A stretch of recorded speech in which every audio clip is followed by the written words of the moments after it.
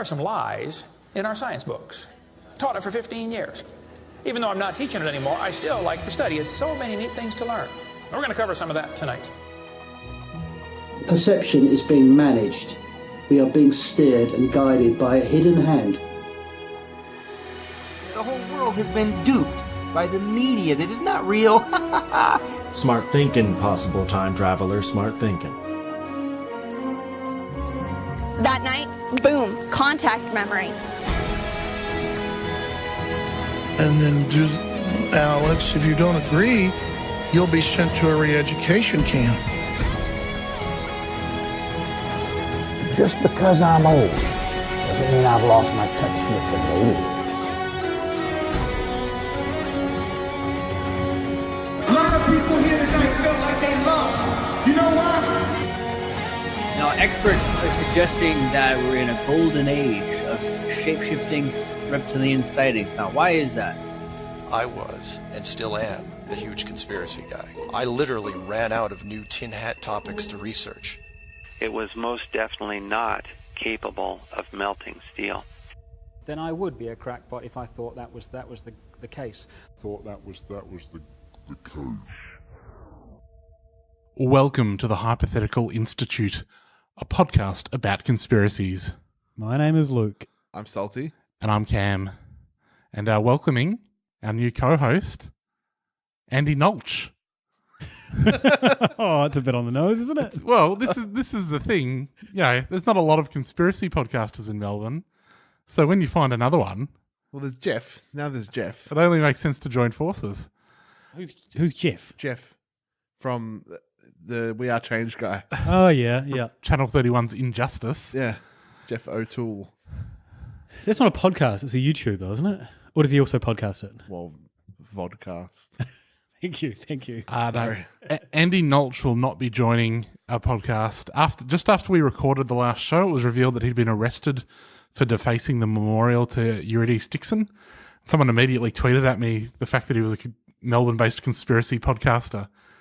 At about the same time, actually, I received a text message from one Andrew Saltmarsh telling me urgently to turn on Gold, the radio station. Yeah. I thought, Salty has heard this on the radio, and he's letting me know about this burgeoning PR nightmare for the Melbourne conspiracy podcast community. Yeah. But actually, he was just texting me to let me know that Life on the Outpost by the Scat Brothers was on the radio. It's important text. Yeah. Didn't want him to miss out on this banger. Gold FM is your station of choice? Usually on in my car, yeah. Or Nova. Yeah. All right. For a middle dude. Yeah. This doesn't seem very middle. Well, see, he loves the classics. I like the classics, and usually the music is good on Gold, good as Gold, because I like the classics. Yeah, but I like the chuckles of the Nova Drive team. You like an FM radio band. Yeah, as you can see from the bands that we have here. Yeah, where we simply emulate FM radio. Yeah. Boing, boing, boing. What are we talking about? Today we are going to be talking... Oh, this is a bad segue. Today we're talking about phantom social workers, which was a phenom in the UK in the 90s and possibly even in Australia in the... Was it this year? Yeah, it was. Was it this year? In the Februaries. Yeah, right. And we're also going to talk about D.B. Cooper, the famous skyjacker. Skyjacker? Yeah, that's what they're called. Yeah. All right, yeah, fair enough. Let's start off with phantom social workers, though. Sure. This is a creepy one. Yeah, I agree with that. You don't think it's creepy? No, I do. Let's go into it first, and then I'll start off with what the phenomenon is. Yeah. Right. So in the 90s, early to mid 90s, there was a rash of these cases in the UK where basically what would happen is mum would be home alone with her bub, knock on the door. Oh, hello there. We're from Children's Services, or we're from the National Society for the Prevention of Cruelty to Children, which is apparently a real organisation. Right. When I saw that one, I was like, that's a red flag. Or, we're with DHS or whatever. Yeah. We've come here to do an inspection of your child. We've had reports that this child might be in danger or being neglected or something. So we just need to come in and clear that up. Check the house, make sure it's safe. Fairly par for the course stuff. They'd come in, have a look around, inspect the child, etc., etc. Maybe give slightly bit of an odd vibe, enough so that afterwards, the mum or whoever's at home calls up their local human services office or whatever it is, only to discover there's been no complaints. We haven't sent anyone. We don't have that social worker. Red flag might be that they didn't have any ID or anything. One of the creepy things I'd do is if the mum would say, "Oh, the child's asleep, can you come back later?" They'd be like, "Oh no, we'll wait." And they just kind of sit there and wait. Yeah. Which is a bit creepy. Yeah. So what do we think about these? So this happened, when did this happen? The 60s? No, 80s? 90s. 90s? The 90s. But it was triggered by an actual event, right? Well, so there was I think there are something like 200 reported cases of this happening. There was a police task force was formed called Operation Childcare. Clearly the Operation naming guy was off sick that week. Yeah. Well, you want to play a pretty straight bat with these kind of operations. No, but like it's the big follow-up to this Operation U-Tree, where they looking into Rolf Harris and Savile and all those guys.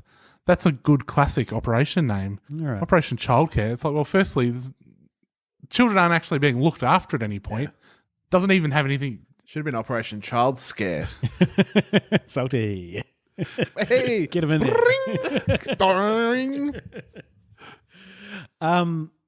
So there were multiple task forces set up about this, I think. Yeah. What they determined was that most of the stuff was just misunderstandings or didn't happen. But there was a few cases where someone was maybe desperate for attention. Bit of mass hysteria. There was a few things where it was like, we called up. If you're dealing with any sort of government agency, like if you actually did get visited by like a child worker, a social worker, and you called up the office and asked them about it, like chances are you're probably going to get someone who's like, I've never heard of that person before. This is a huge organisation. Also, let's face it, child service officers are notoriously bad at paperwork. Like throughout history, even up until now, when the US government's famously losing kids. Yeah. It's not something they're good at. We've got no record of that. But we are also running like a paper filing system from the 1960s. Yeah. I don't see that as a red flag. I found this thread on Reddit discussing this and these scenarios, and a lot of people commenting saying, I work in the industry and no one would know. It's just no one knows what's going on in this industry. It's just all over the place. So it's that part of it isn't surprising. I think the government got in a bit of shit too, right, for spending millions of pounds on a investigation that basically ended up showing nothing. Yeah, but I mean, you've got to investigate these things, right? Yeah, but like when they come to the end of the investigation and go, that was probably nothing. Yeah, but I guess if they didn't investigate and it turns out someone was taking kids. Yeah. Or if they didn't investigate and two people by the name of Marietta Higgs and Jeffrey Wyatt were left to do what they were doing. You guys heard about these two? Is this the doctors doing the RAD probe? Test? Yes. So these Did you actually look into what the test involves? Because I let my imagination decide what the test involves. Yeah, I did. So it's actually used in other things. And what's it called? RAD. Rectal. No, it doesn't say rectal. I don't know where you get that from. It's reflex. Anal dilation. Where basically these two pediatricians devised this test where... Should I say my imaginary one first? No. Oh, God, no. Where they run a brush or something over the anus of a child, and whether it dilated or not a certain amount was proof that kid had been molested. And these hooligans, was that better or worse than yours? Much the same. Yeah, okay, fair enough. I think it was slightly better. But as many noted later on, tantamount in itself to child abuse. Yes, yeah. So they, I think, did like 200 tests before people twigged and went, nah. So what was the... like, I'm just trying to... So the damage or scarring done to a child would show up on the way the anus reacted. Kind of like if you're, let's say if you get hit on the knee with one of those little hammers, you go yoink. But if your nerves are damaged or whatever, you won't get a kick. Yeah. Same kind of thing. So what... I'm assuming. Yeah, okay. Yeah, so these guys went around doing that. So this was in the late 80s. Yeah. So they... One of them, by the way, was Australian. Really? Aussie. Oi, oi, oi. That one, yeah, that lasted a while and then people twigged and... Yeah. I don't know if they got arrested or anything, but... No. They should have. Yes.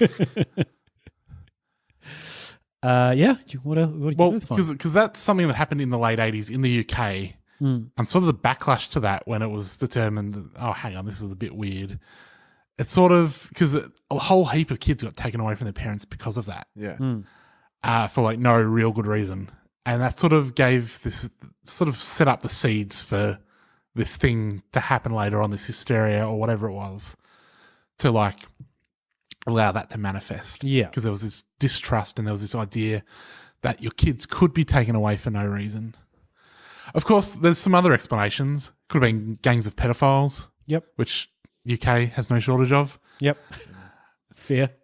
It could have been some like women who wanted babies. Because a lot of the times these things involved women. Often it'd be like a professionally dressed young woman, but then they'd like look out at the car and there'd be a couple of blokes sitting in the car. And yeah, some of it was just made up. Most of it was made up, done by the investigations. Yeah. But it did happen here in Australia recently. Near Canberra. Yeah, does anyone know about that one? I think it was just they showed up and then they left. Yeah, I think... Yeah, that was pretty much it. And like there was a police report and the police sort of said, yeah, it happened. Because I feel like a lot of these ones seem to be a little bit urban mythy, where it might have happened once or twice and then, oh, friend of a friend. Yeah. Yeah, so what they're eventually investigating is, oh, you know, my cousin heard that this happened to this house. They go around, they're like, no, that didn't. Yeah, because there was only, I think they found 2 cases. Yeah. When this idea was pitched to the group, I thought it was going to be about ghosts. I thought it was going to be great, and it was going to be like full of a lot of urban myths and stuff. And it ended up not being much to it. No, there was some dodgy doctors. Yeah, going around giving the old brush up the brown eye to some kids. Yep, that triggered off some panic. That went nowhere because no one was actually doing anything. Yeah, a couple of kids did get abducted though, right? Was that right? Well, no, I think the only one I actually found was in 1947 in the US, which is a similar kind of case, but not the same. Basically, it was after a tornado, and Joan Gay Croft, her whole family, or most of her family, was hurt in this tornado incident. And someone allegedly came to the hospital and said, oh, we're here to pick up this patient. And then she was never seen again. Right. There were a few reports that she was living in Oklahoma and it was just all a big mix-up, and there was a lot of differing stories as to who her family actually were. So, I think it might just be one of those things that probably never happened, or it didn't happen the same way as everyone, as the myth over the years. Yeah. But that was the only sort of name that I had that came up. I guess they don't publish names of child abductees that often. Yeah, but I don't think anyone actually got taken. There was one where there was a report that like someone had come in and like put a stethoscope on a baby. But then in the police response, they went to great pains to say that no physical contact was made with the child. So, well, I guess if you don't had a buffer. If you don't count stethoscopes, I'm not touching you. I'm not touching you. I'm not touching you. I did read this case on another subreddit called Legal Advice, where a lady said that someone turned up to her house and she was pregnant, and her husband had one drug conviction years ago, which he kind of downplayed, but he went to jail for it. Yeah, he's like, oh, it was just a mistake. It's done the time, mate. It's done the time. Yeah, fair enough. Anyway, She An old hangman Robbo over know, here. right? Once a crim, always a crim. Please don't look into my past. Anyone? Even his very recent past. So someone came around and said they were doing this kind of thing, or said we're here to check out your drug use. We've been told that you guys are drug users, and she's like, I haven't even had the baby yet. And so she asked them this legal advice subreddit, like, what's the deal here? What position do I have? And everyone commented like, that shouldn't happen under any law. People shouldn't come around until you had the baby. Then they take it away. Yeah. Till then, sit tight. Whether or not that's still happening around in some places, and as Cam said, people coming around to, I don't know, mothers trying to take babies, things like that. I did see one explanation, which, as Salty said, he thought this was going to be a cracker. And so too did I when I saw this explanation, and then it turns out to be boring. This guy wrote a book in the 90s. It's called The Daemonic World. And basically ties everything up in a very neat little bow. Everything. From phantom social workers to Bigfoot, to aliens to ghosts. His contention... Wait. Is Cam about to shut down the podcast? Yeah, I think so. This is it. With the universal pill? This is, before we the universal pill. Before we do, guys, panacea pill. It's been a pleasure. It's been great. Yeah. Right. Cam? Final episode. Basically, this guy posited he's got a Jungian worldview in the very literal sense that... he likes them young? No. The Earth Spirit, Gaia. That there's like an Earth Spirit that has a... Goldberg. I was going to say, does everyone know Gaia from Captain Planet? Yeah. Is that our... Yeah. Yeah, okay. Right, Cool. so there's Gaia from Captain Planet. There's Wheeler. And he does fire. There's the Heart Kid. Yeah, there's the fucking Heart What a Kid. useless ring. Could he control animals? He could just kind of make the animals feel okay about things. Yeah. Your forest is being destroyed. Yeah. Pretty I much. don't care. Like the animals are like, oh no, our forest is being destroyed, and then there's nerdy teenagers here. Yeah. Let's get these nerdy teenagers. And then he's like, haha. But he couldn't actually put them to any use. I It's don't just think so. placating No. them. Yeah. Because if his powers of any use, he could just mind control all of the bad guys. Yeah, no, he couldn't do that. Anyway. Yeah. It would go against hard mind control. Anyway, carry on. Gaia, the Earth Spirit. So there's this idea of a global consciousness that we're all just facets of. So you might think that, I might think Salty is his own, consciousness. Robbo, you're whatever. Unnecessary. But everybody is just like a facet of this consciousness. And then the idea is that phantom social workers, Bigfoots, aliens, all of it is they're just weird subconscious manifestations within the Jungian world consciousness. So it's just the world having a crazy dream. It's like, don't put the word daemonic in the title of your book if you're not going to suggest that it's all just bloody demons. Isn't that the Satanic Bible the same though? In the sense that if it's not really about Satan? Yeah, he just wanted people to go, ooh, demonic. To be fair, he's kind of right in the sense that... About the global consciousness? Not that part. The world having a dream. Although I have got some graphs that I could show you about before a major event, the global consciousness spikes. Right. What are these graphs based on? Oh, I can't remember this. There's a whole lot of people that say that there are certain waves that will spike whenever there's a big event happening. Waves what? Just in the brain air? waves? Yeah. It's been ages. It's been probably about 10 years since I looked at this properly, but it's a whole thing. But all these things like Bigfoot, UFOs, maybe this kind of thing, the phantom social workers, they're all probably just a little bit made up in people's minds. So collectively, we're making up these random little things, then trying to make sense of the world based on those. How insightful. Yeah, thank you. Thank you. So that's it. Yep. You can don't find us anywhere online because that's the end. Go back and listen to the last ones. Yeah. Buy my book. about Jungian principles. Demonic beer and keg. Don't worry about a thing.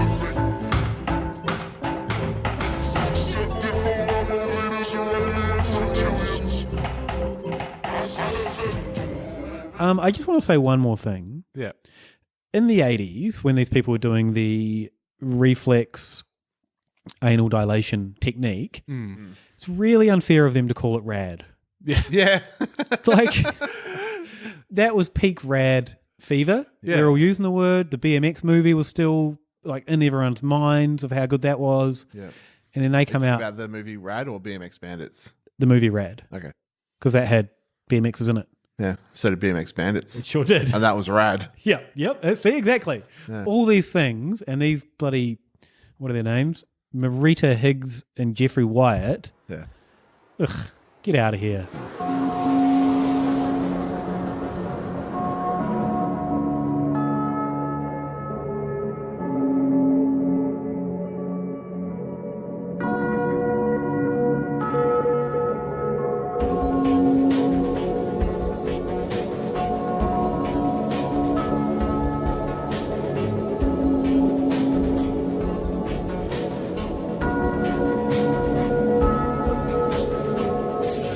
Moving on, let's talk about DB Cooper. Oh, Dan Cooper. Well, that's the thing. Did you know that he was never actually called DB Cooper? I did, in the sense that when I first looked into it, I saw a thing that was recreating it, and he said Dan Cooper. I'm like, oh, okay. Right. So I hadn't given it that much thought. Where does DB come from? So, all right, let's say what happened. So it's Thanksgiving Eve, 1971, I believe. Yeah, I didn't note it down, but yep. This guy gets on a plane to Seattle. It's just a short plane trip. From Portland, Oregon, home of Jason Wilson. Yep. You can cut that though. That's a little shout out to our favourite Portland-based journalist, who has never been exonerated in the DB Cooper case. Oh, interesting. As far as I know. It's Thanksgiving Eve. He gets on a plane to Seattle. He gives his name as Dan Cooper. This is back when you could get on a plane and just give a random name. Yeah. This is back when you could get on a plane, give a random name, say one bourbon thanks, and just start smashing durries. Yeah. And not have to really show them at all what you're carrying on the plane. Yeah. Before you get on the plane. Well, that's the thing. Once he gets on the plane, he does show them what he's carrying. Yeah. He slips his stewardess a note. She's like, oh, I'll remember this in 30-something years in the age of hashtag Me Too. Yep. Just another sleaze bag giving me his number. Yep. He says, she puts it just straight into her bag. She's like, keep my options open. Yeah. You don't want to insult him because men are volatile. He says to her, oh, just by the way, you should read that note. I have a bomb. Yeah. So the note said, I have a bomb. Yeah, hi there, I'm hijacking this plane. Please sit next to me. Yeah. All right. She sits down. She's like, can I have a look at your bomb? It's like, well, it's moving fast now after a frosty start. He opens up his case, shows her something that looks like a bomb. Yeah. Some red cylinders, some wires. Which is also just a classic paper mache bomb. That's how I would make a bomb if I was going to make a fake bomb. Okay, can I throw it out there? If you guys saw someone said, I've got a bomb, and they had that cartoonish equivalent of a bomb, what level of panic would you have? Oh, it's just 0. I'd start pulling wires out, calling your bluff. I would panic, and I would just be like, screw it, I don't need to take this risk. Yeah, but you're already a nervous flyer, right? No, I like flying. Oh. We'll see after this. Yeah, no, I still like flying.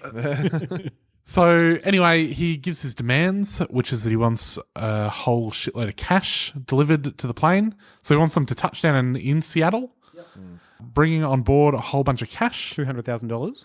Bring on in non-sequential notes because he knows that's how they get you. Yep. Yeah. Everyone can piss off. Bring me parachutes. 4 parachutes. And no dodgy bloody parachutes. Yeah. Only proper ones. Yeah. I guess that's the thing about asking for 4 parachutes. It's like, well... Just in case. Just in case. They're like, oh, well, if you only ask for 1 parachute, you know what to do. Yeah. Just give him one with the strings cut off. Which they did actually... The parachute he used didn't have a backup chute. Right. Because it's just they initially brought him like Air Force parachutes, which he was sus on. So that he made them get civilian parachutes. So they had to go to like a nearby skydiving school and take them from there. But the one he actually used was a training chute that only had the main parachute, but didn't have any backup. Oh. It was stitched up. Yeah. Clearly he was into extreme sports. Yeah. He also asked for a meal for the crew. So the crew stayed on, obviously. They delivered the cash, delivered the meal. Delivered him another drink. Yep. Which he paid for, and he tried to give the stewardess the change. Right. Ordered everyone off. You want to tip in that scenario, in that kind of culture. Yeah. The other thing at this point that he's done is whacked on some sunnies. Yeah. Which is like, all right, cool, dude. I think whacked on sunnies and taking his tie off, right? Yeah. Which was just a clip-on tie, which detracts from the coolness. Yeah. That's because, that's not cool. Yeah. But once your sunnies are on, unclip it. Yeah. A couple of buttons open. Well, cool dude. I read one theory, and I didn't look it up, that the Reservoir Dogs outfits were based on D.B. Cooper. Oh. The sunglasses, the narrow black ties, the black suit. Allegedly, that's where the inspiration came from. Right. The idea of the sunglasses is supposedly so that they couldn't identify him with eye colour or anything. So this was... He just smashed an edible before he got on board, and he realised, oh, shit. They're going to see how wasted I am. The Lindbergh baby kidnapping had happened quite recently. Or, it had happened previously, and there was a lot of kidnapping info or like ransom info was fresh in the public's mind. So the American public had learnt a lot about how to get caught doing a kidnapping, which is to get sequential bills, which they can catch you with. And I think there was something about the eyes. Did him in there. Wait, so instead of warnings, these are tips. Yeah. So the kidnapping's happened. It was very successful. Here's how you do it. Non-sequential bills. It wasn't successful because they caught him. Right. Oh, did they get the Lindbergh baby guy? There'd been ransom thing recently where they got caught. Right. The thing is, even though he got non-sequential bills, they photographed every single bill before they gave it to him. So they had all of the serial numbers. That would take so long in that time. Do it quickly. They didn't have any digital cameras. Put a bunch of them up on... Yeah, if they laid out like... Oh, okay, yeah. Took one photo. What's that douche thing? What is that? That's the sound of the camera. How big is this camera? What camera were you using? Well, they probably had like a pallet with gunpowder on top of it as well. It would be annoying if you got back. You kind of robboing up my fucking sound effects. They got it back because, like, in these times, you stuff up a photo, you just take it again. Back then, you got to wait. Back then, they knew how to use cameras. Yeah, that's fair. Yeah. So they give him the money. Plane takes off again. He orders everyone into the cockpit. Says, "Don't come out. You're all right. You're all right up there." He also tells them what to do with the plane. Yeah. He says to lower it to a certain altitude. I think he said, like, lower the flaps 15 degrees, lower it to this certain altitude. So he knew what he was talking about within the plane scenario. So they do all that.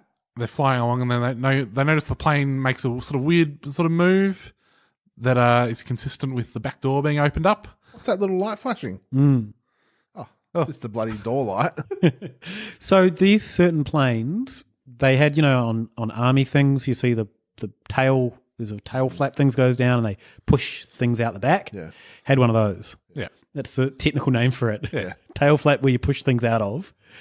So he knew that particular plane had that and knew where to find the lever to activate it. And then he bloody jumped out. I'm sure he was seen again though, wasn't he? Never to be seen again. Not even by the Air Force planes that were ghosting the plane. They were following it. Really? Up above. It was a stormy night, right? The weather was pretty bad. Do you think they checked the plane afterwards? They did. Okay. Quite thoroughly. He's just hiding. A cleaner, some FBI guy comes on, he like knocks him out, puts his clothes on, and just walks off. Did you see anyone? No, Frank. Just going home. But yeah, gone. Vanished. never to be seen again. The money was never spent, so this was the thing. I think it was a huge reward for if you ever came across any of these notes. And they published all of the serial numbers.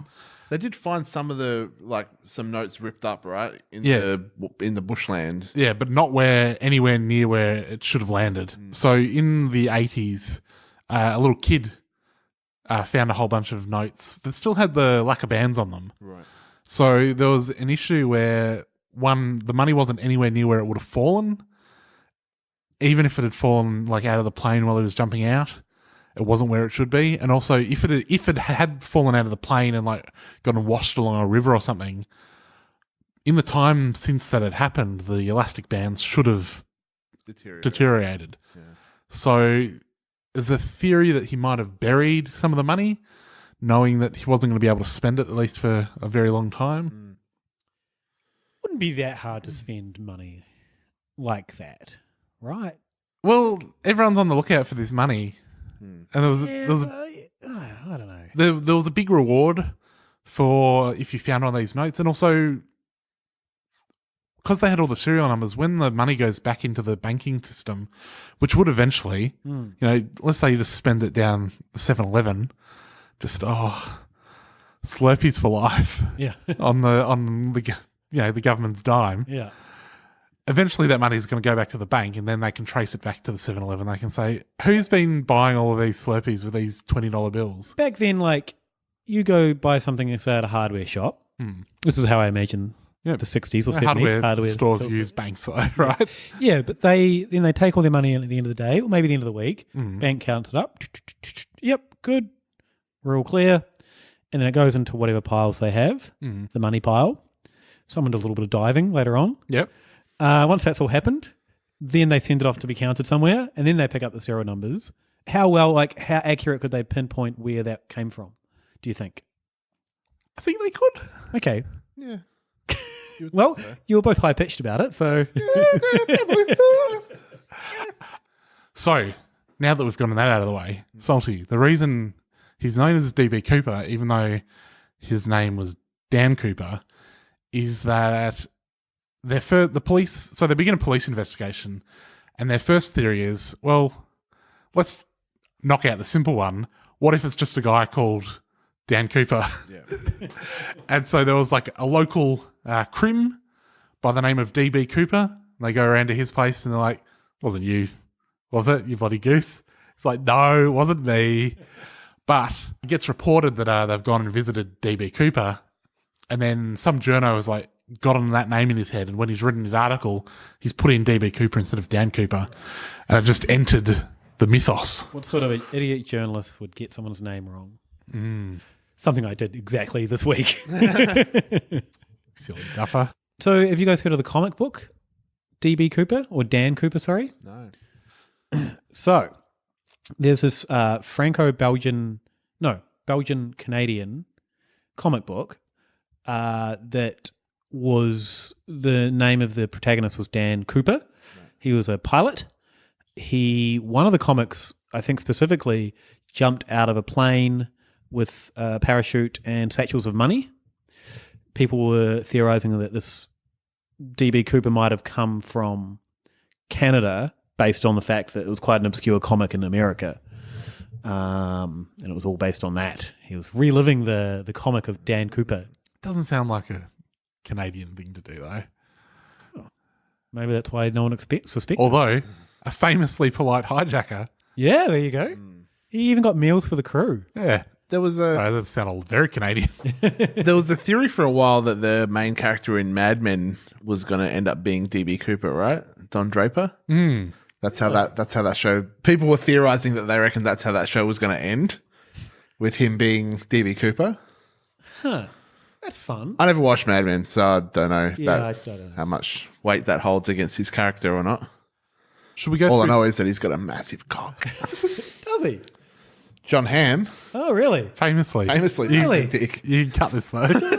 John Hamm. He had to get told to put underpants on, I think, on the set because his fucking dick was flopping around in his leg of his. John Hamm is fucking handsome as the Dickens. Yeah. Like one of the most handsome people you've ever seen in your life. Massive cock. Massive cock. Don't waste too much time with this bit. You're going to cut. Yeah. Good actor. You shouldn't cut this. And he's a hilarious guy. Have you ever heard him interviewed? Yeah. It's fucking hilarious. He did it. That guy. Cut. So should we talk about some of the suspects? Yeah, we shall. Basically, there's quite a few. Yep. Anyone who's ever strapped on a parachute and then done a crime, they were like, yeah, well, it could be. And the thing is, it's 1971. The war is not that too far in the distant past. So there's a whole shit. Vietnam's still going, isn't it? Yeah, but I mean, I think he was supposed to be in like his late 40s, maybe early 50s. So he's sort of the right age to be one of the many people in their late 40s, early 50s who had strapped on a parachute relatively recently. So they came up with quite a few suspects. There was like some guy who just murdered his whole family. They're like, yeah, that sounds right. That'd be a guy without much to lose that might jump out of a plane. They caught up with that guy a bit later, and he's like, I'll put my hand up to annihilating my family. I'm not DB Cooper. So, well, good bloke, that guy. Yeah, I wish I'd done that instead. Tell me how he did it. That was good enough for the feds. There was a guy called Richard McCoy Jr., who was an army veteran. He'd done 2 tours in Vietnam. First as a demolition expert, and later he was a helicopter pilot, so he knew a bit about skydiving. He was also a recreational skydiver. That was his hobby. After this hijacking, there was a few copycats. Yeah. Because clearly you wouldn't immediately patch up all of the security holes that allowed this to happen. And he was one of the copycat people, but they worked out who he was. Right. And he ended up dying in a shootout with the police. The guy that shot him said, yep, I shot DB Cooper. 100%. It's like, yeah, of course you'd say that. Yeah. After a few drinks. He's not a suspect. His age wasn't quite right. He didn't really match the description. And also the FBI, like, their opinion of DB Cooper's skydiving skill was that he was maybe not that great at it, whereas this guy was like an expert skydiver. They didn't find him. Yeah. Sounds like he was great at it. He's just trying to get a cheap shot in there. Well, just stuff like him not checking the parachute to realise that the one he'd taken. So that's the one thing I kind of thought when you said he's a recreational skydiver. And knowing in the 70s you could just take whatever you want on a plane, including a bomb, you'd probably just take your own parachute. Yeah. Wouldn't need to go through that malarkey. Put it under your jacket. We just carry it on. Just like, I'm just a hunchback. Sorry about that. I found another guy called, so there's a whole bunch of them. I just picked out 4. There was a guy called William Gossett, who later changed his name to Wolfgang Gossett. Anyone that's changing their name to Wolfgang, I'm very suspicious about. He did that in 1988 and also became a Catholic priest. Anyone that...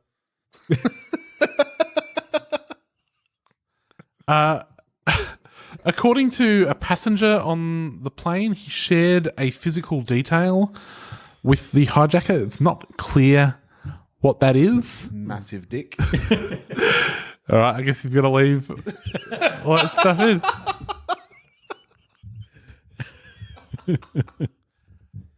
There's also someone, Galen Cook, who is someone who is very fond of the theory that he was DB Cooper, says there are links between Gossett and the 4 letters signed by DB Cooper. So this is something that happened after it. I think the police or maybe local newspapers received letters signed DB Cooper, which again is not the name that he used when he did the crime. Yeah, right.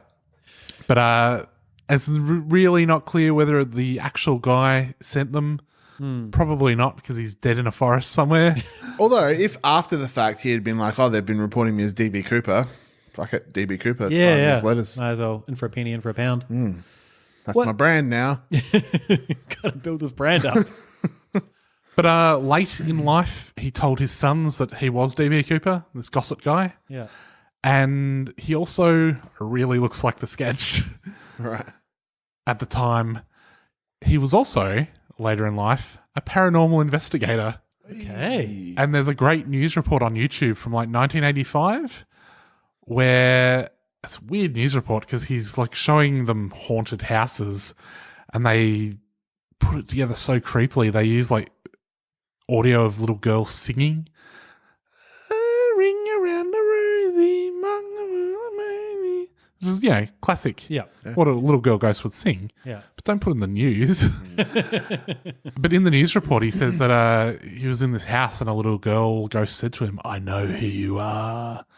Which is, why would you say that unless you knew that he had a secret, and that secret was that he was D.B. Cooper? Right. Or... Oh, here we go. You just want to... Roboing incoming. You just want to freak out the guys in your house. Get out of my house. I know who you are. This is true. He also was obsessed with D.B. Cooper and collected heaps of newspaper articles. Yeah. The other guy I found was a guy called Dwayne Webber. Okay. He was a World War II Army veteran.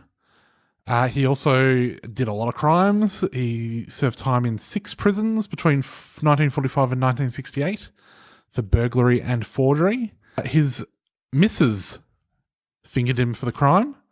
3 days before he died in 1995, he told his wife, "I'm Dan Cooper." Right. Which is pretty good evidence as it goes. She said, "I don't know who that is." Right. She's like, "Oh man, this is my big way to go out." But a few months later, she was telling a friend that he'd said, "I'm Dan Cooper." She's like, "What do you reckon he meant by that?" She said, "You need to go bloody pop down to the library, look up D.B. Cooper."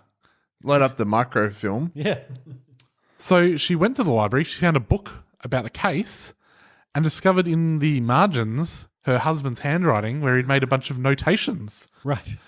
She then also recalled, in retrospect, that her husband had once had a nightmare where he talked in his sleep about jumping from a plane and had specifically said that he was worried that he'd left fingerprints on the aft stairs, which is what Dan Cooper had jumped from. He also had an old knee injury that he'd explained as having occurred when he jumped out of a plane.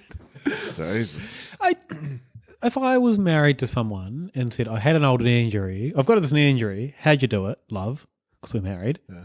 "Oh, I did it when I was jumping out of a plane." I wouldn't leave it there. I would ask for more clarification. He was in World War II. Yeah. So it could have been a World War II injury. She knew better not to ask him about the war. Yeah. Fair enough. I didn't know him like she did. Like this is from Wikipedia, which again you've got to read from the top to the bottom. Like the hijacker, Webber drank bourbon and chain smoked. Yep. Oh. Other circumstantial evidence included a 1979 trip to Seattle and the Columbia River, during which Webber took a walk alone along the riverbank in the Tina Bar area. 4 months later, that kid made the discovery of the cache in that exact area. Right. That's not circumstantial. Yeah, no, that's pretty good. In the courtroom, it's circumstantial. In podcast court, it's damning evidence. So you think he's the guy? Maybe. So apparently his fingerprints didn't actually match the fingerprints that they got from the plane. Okay. They also have some DNA evidence from like his tie. It's weird because they say that they had one bit of clothing with a bit of DNA and one bit with a lot. So I wonder if they found like a bit of random stuff with blood on it. Actually, no, cut that. That's sure doesn't hold up. So they had some DNA from his tie, but DNA, especially like in the 70s, was a bit tricky. So the one thing they found on his tie was titanium. Loads of titanium. It's just riddled with titanium. And at the time they theorized, and I think even recently they theorized that titanium is mostly used in airplane manufacturing. So it's used at the time mostly in airplane manufacturing. So they thought he was either a Boeing employee or there's another company that used it a lot in the same area. And there's a few people that I think worked at these places that was also, parachute men or whatever. Yeah. Because that would make sense though. If you worked for the plane manufacturer, you would know, all right, this plane is going to be the one that I can do this on. Yeah. There's also a theory that, it was just some guy with a job because it happened over the Thanksgiving weekend, which was a 4-day weekend. And so that way, if you do it on the Friday night or whatever it was, you get around that issue of, all right, well, we just need to see who didn't show up to work on Monday. Well, you've got a couple extra days to get home. You show up to work like nothing ever happened. Yeah. My last suspect that I'm bringing to the table is a Robert Rackstraw. Robert Wesley Rackstraw was a retired pilot. He was also an ex-con. In 1978, the D.B. Cooper task force came to consider him to be a suspect, got arrested in Iran, for doing a bunch of dodgy stuff. I think explosives possession and also check kiting. So I think passing dodgy checks. So 2 crimes on slightly different levels. A couple of months later, he tried to fake his own death by radioing a false mayday call and telling controllers he was jumping out of a plane. He got done for a bunch of other plane-related crimes. I guess he did enough plane crimes that they're like, could he have done the biggest plane crime of them all? In 2016, some dude who wrote a book about Cooper called The Last Master Outlaw, Thomas J. Colbert, got a massive investigatory hard-on for Rackstraw. So there's these 4 letters that D.B. Cooper sent. And apparently there was a 5th and a 6th one that were never released to the public. They're all just very small letters, the ones that had come out. I think one of them refers to having watched a football game. It's like, I loved that cup game. The big match. Yeah. Cheers, D.B. Cooper. The 5th and the 6th ones, I think had a few more words, and this guy got the idea that there was some sort of code hidden in them. So one of the things that it said in the letter was, I want out of the system and saw a way through good old Unc. You know, Uncle Sam. Uncle Sam. Yep. But using their special code, they determined that said, I want out of the system and saw a way by skyjacking a jet plane. Sounds like the QAnon kind of code. And a second sentence they decoded said, and please tell the lackey cops D.B. Cooper is not my real name. They decoded that to, I am First Lieutenant Robert Rackstraw. D.B. Cooper is not my real name. Right. It's a weird code. This is what I don't get, because this all came out like a month ago, this code stuff. Right. Yeah. I think they there was like a book and like a History Channel doco that really pointed at this guy in 2016. He says he lost his job over it because he's still alive. This code stuff came out in June, and it was like on a bunch of websites, like it was in news.com.au, blah, blah, blah. It's like, is no one going to say, hey, what's the code that perfectly decodes very normal sentences into like exact admissions? If my employee, if I was the boss of a guy that came out and it turns out that person was DB Cooper, yeah, I wouldn't fire them. No. That shows so many skills. Well, it depends on the job. No. Yeah. No, even then. If he was like an air steward, I'd say, all right, you can't be an air steward anymore. I think if he's had a good work record, I'm okay with it. Well, no, what I'd say is... Knows how to handle a crisis in the air. If you're going to be doing That's true. If you're doing the pre-flight bloody safety instructions, I want someone with more attention to detail than the guy that takes the parachute with the one chute stitched up. Well, he never got caught. All right. Exits in front of you and to the rear. By the way, don't worry about the life jacket. Just chuck it on. Don't worry about any of these strings, what they do. Ham's just dying to fire someone, isn't he? Yeah. Did you come across... So, just to conclude with Robert Rackstraw, they allege that the FBI has been covering up Rackstraw's involvement for years because Rackstraw was secretly in the CIA. The FBI wouldn't cover that up. They're which does sort of track with being like an army guy doing crimes in Iran. Yeah. I have a favourite theory. Is it about a person or a... Yeah. Oh, go. Do you want me to do mine first? What were you going to say? Are you? I'm not convinced by mine. I just want to mention it. What is it? Barbara Dayton.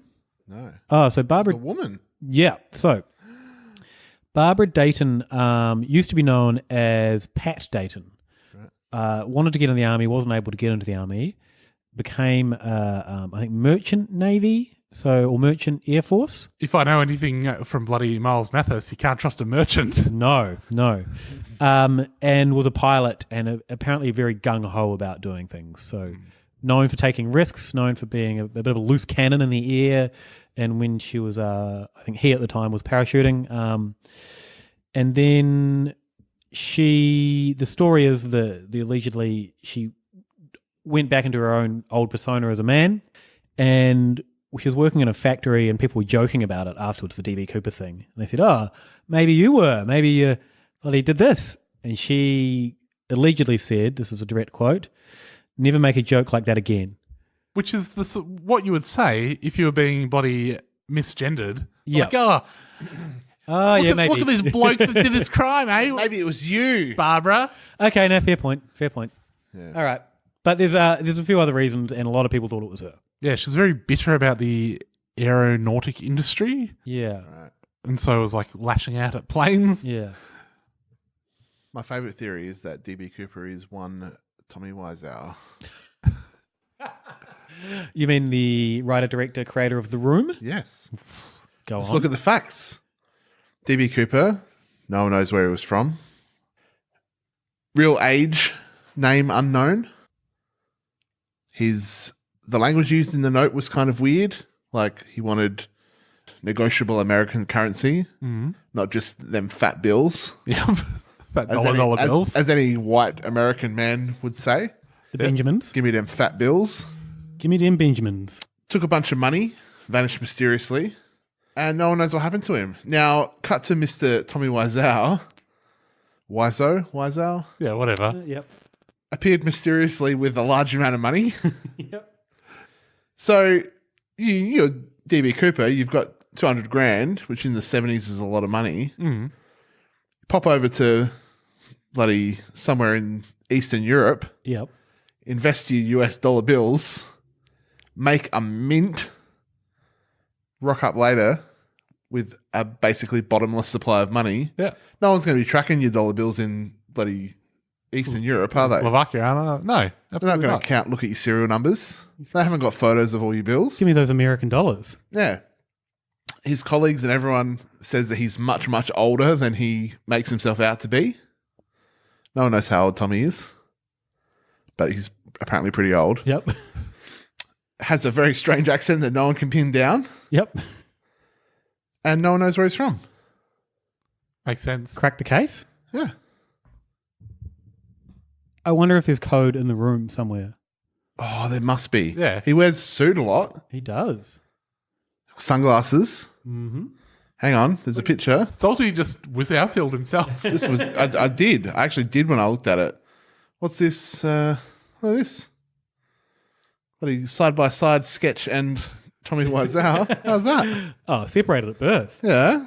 Yeah. The thing I noticed about like The comment under that, this is the dumbest thing I've ever heard. I saw a bunch of people who were accused of being DB Cooper, and they put their photos at the time up against the sketch. Mm. They all looked like him. Yeah. It's like It was a very generic looking thing, right? It's a generic white guy sketch, and then it's like you whack sunglasses on it, and it's like, all right, fair enough, DB Cooper. You bloody nailed it with your sunglass idea. Yeah. You can't really... That really takes a lot of the face out. Yeah, yeah. I also saw with the paranormal investigator guy, Gossett, someone did like it was not the most scientific recreation of all time, but they did a thing where they're like, all right, here's him next to the sketch at the time, bang on. Here's the sketch with his crazy paranormal investigator beard, aged, next to him now with his crazy paranormal investigator beard, a bloody bang on. Anything else on DB? No, I like it. It's a cool story. Yeah, yeah. I feel if he was an Australian, people would think he was a hero. He'd be a Ned Kelly type figure. I think he sort of was a bit of a folk hero. Even in Yeah, America. I think he's. Was he? Yeah, I think people look at him with reverence. Right. Although he did bloody bring in eventually a lot of like security improvements Yeah. to Yeah. the airports, which sort of ruined the golden age of just being able to take whatever onto a plane. I do feel like a couple of other things influenced that. Yeah, probably. Because the thing is, he was like considered the good hijacker. Yeah. Because at the time, people were hijacking planes and they're like, oh, we're going to blow the plane up. Oh, they're going to take me to Cuba. I'm going to kill everyone if you don't. He was like the nice hijacker. Yeah. I do remember reading, I'm not ever going to be able to find it quickly, something about like when he hijacked the plane, a statistic about how many hijackings there were per year around then. And it was staggeringly high. Yeah. It was like a thing that people did a lot. It took a long time for them to lock that down. I think there was... Yeah, Fly me to Cuba. There's a reason why hijacking movies don't really exist anymore, because it doesn't really happen anymore. Yeah. Like there was a time where it's just, another hijacking. Oh, they're off to Libya. Here they go. Again. There's an article here, list of Cuba United States aircraft hijackings. And it's got like 50s, 60s. There's fucking heaps of them. This like goes on and on and on. Like nearly in 1960s, it's like April 12th, 1960, July 5th, July 17th, July 28th, October 29th, December 8th, all in 1960. In 61, January, May, July, August. It's like, fucking hell. People are mad for it. Should we wrap this up? Yeah. Where can people find us online? You can get us at Hypothepod on Twitter, hypotheticalinstitute.com. You can rate us on iTunes or Sneaky 5. Give us a 4, that'll do. No, give us a 5. Give us a 5. Facebook, you can do the same. But only Heart Reacts. Heart Reacts only on Facebook. People are a little bit slack on that lately. Yeah. You can get me at AleOfATime and AleOfATime.com. You can get me at Saltmarsh on Twitter, Andrew Saltmarsh Illustration Facebook, and check out Toehider on Patreon. You can get me at Saxonheimer on Twitter and gather around me on Facebook and iTunes for my other podcast. Thanks, everyone. Bye. Don't worry about a thing, except if all our world leaders are alien reptilians. I said don't worry about a thing,